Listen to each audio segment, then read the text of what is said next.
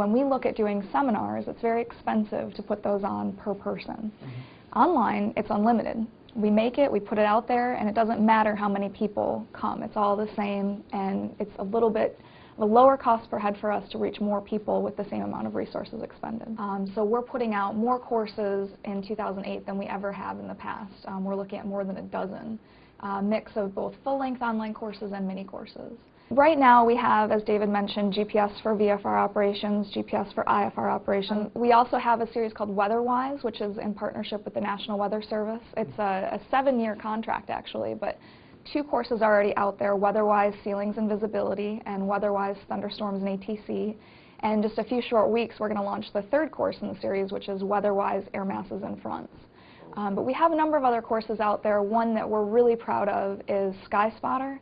PIREPs Made Easy, because pilot reports are something we're really encouraging pilots to get out there and make and use too. So the whole objective of the course is to help you, get, use, and give pilot reports, and it makes it simple.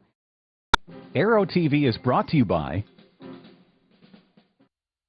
Cirrus aircraft have always been easy to fly. Now they're easier than ever to buy. A complete line of ownership programs gives you everything you need to purchase, trade, finance, lease, insure, and warranty your Cirrus. There's even an ownership program for non-pilots. The Cirrus Access Pilot can teach you how to fly, or fly the plane for you. Find out more at www.cirrusdesign.com. Cirrus, for the love of flying. Now, back to Aero-TV. We're here on the Air Safety Foundation homepage, and as David mentioned, just www.asf.org will get you straight here. You'll notice with the new AOPA website, there's an account login. I'm an AOPA member, of course. So as an AOPA member, we've designed the login process to be seamless. If you're logged into the AOPA website, you're automatically logged into all of ASF's content. So you'll notice now that I'm logged in as a member, it welcomes me with my AOPA online username. And this is our home page. We have a little rotating billboard here that shows you what is new and noteworthy. And we also have a couple other featured products in here. But the best place to start is with the online courses. And you can get to them in 2 ways. One, through the Interactive Courses tab here, or with the Air Safety Foundation drop down from any page on the AOPA website using the Interactive Courses tab here. This little blurb talks about the convenience of our online courses. I've had people at air shows come up and say, I really just don't have time for a semester-long course right now. But they're not a semester long, they're about an hour long, and you don't have to take them all in one sitting either. You can take a few minutes here, a few minutes there, because we save your progress. That's why a login is actually required, so we can track what you're doing when you're in each course. Aero-TV is brought to you by Today, there is an affordable, high-performance, easy-to-own and easy-to-operate very light jet designed with you in mind. Far less expensive than any other twin-engine jet to buy, it is also the least expensive to own and operate. It is the Eclipse 500, the jet that's easy to buy, easy to fly, and fun to own. The jet for you.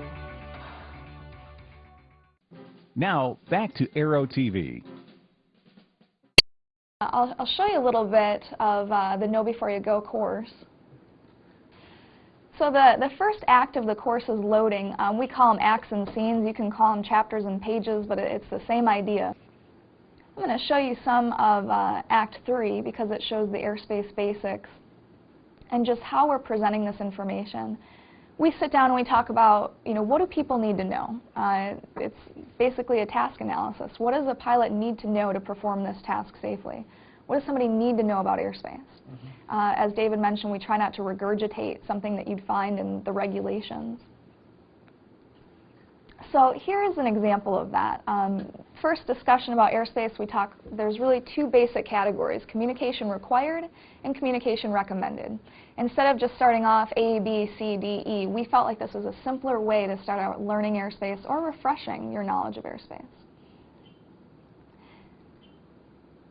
And just a comparison, people learn by comparing things, so we try and take advantage of that where appropriate. We offer quick reference guides that people can print off and keep with them Okay. But here's an example. We're going to start with Class D airspace, which sounds strange. Why would we start with Class D? But we are starting with the communication required airspace, and we decided to start with the least complex airspace first. So we go from D to C to B. And an example of, you know, the interactive medium that we have, we go from viewing it on a chart to viewing it in 3D. And this is important because this is how a pilot's going to experience it. It takes some of that translation from looking at it on a chart to visualizing it and actually flying in it. What we're really looking at is the content. Content is king. I mean, we can make things dance and we can make things, you know, flash at you, but it's really critical. There's a very talented production team here, project managers and writers, and a project coordinator who helps us keep it all together. But sitting down and looking at the topic and outlining it in a way that may not be traditional, but we think is going to help with learning transfer is really what separates us from our competition.